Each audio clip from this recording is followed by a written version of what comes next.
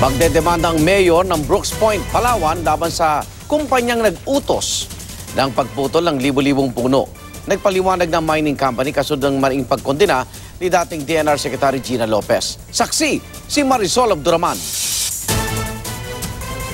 Nangingilid ang luha ni dating DNR Secretary Gina Lopez habang ipinapahayag ang kanya raw labis na pagkadismaya sa pagputol ng libu-libong mga puno sa Brooks Point sa Palawan. Ang tinutukoy ni Lopez ay hindi basta-bastang puno, kundi siglo na raw ang tanda. When you cut thousands of 100-year-old trees, no? Yeah, that's masakit. I mean, how can you replace that, no? Hard, no? Yeah.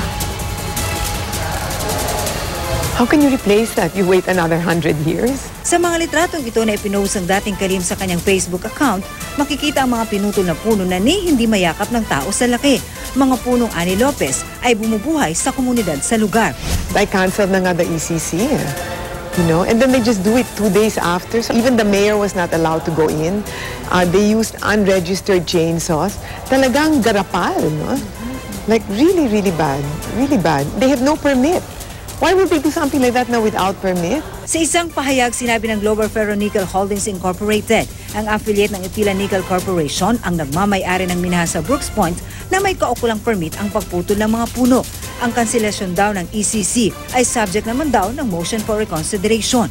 Patuloy namin kinukuha ang panig ng DNR. Since cancel yung ECC, sinulatan po ng ating tanggapan dito sa Penro, Palawan, na i-stop o itigil muna nila yung plano nilang pagkakating until such time na may kaliwanagan yung ECC nila na inapila doon sa office ng ating DNR Secretary.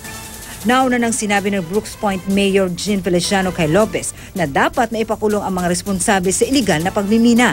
Ako si Marisol Abduraman, ang inyong saksi.